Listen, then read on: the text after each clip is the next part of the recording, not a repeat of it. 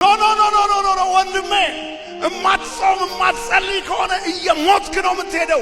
መንፈሳዊ ህይወት ይሞታል፣ ቤተሰብ ይሞታል፣ ልጆች ይሞታሉ፣ ትዳርህ ይሞታል። ስትጾም ስትጸልይ እግዚአብሔር ይገለጥልሃል፣ ክብሩን ይገልጥልሃል፣ ንግድህ ይባረካል፣ የእጆች ሥራ ይባረካሉ፣ እግዚአብሔር ሞገስ ይሰጣል፣ እግዚአብሔር ተቀባይነትን ይሰጣል። እግዚአብሔርን ለማገልገል ስትሄድ ገንዘብን ስትሰጥ ዕውቀትን ስትሰጥ ላንተ እጅግ የተረፈ ሌላ በረከት ይመጣልሃል። ላንተ እግዚአብሔር ሞገስ ይሰጣል፣ ኑሮ ይባረካል፣ ሕይወት ይባረካል።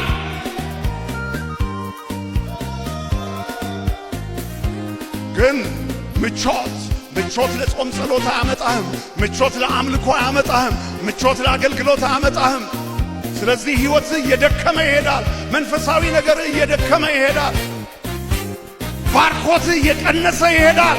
እግዚአብሔር ግን ከምቾት ስፍራ ተነስተ እንድትሄድ፣ እንድትገባ፣ እንድትወርስ ይፈልጋል።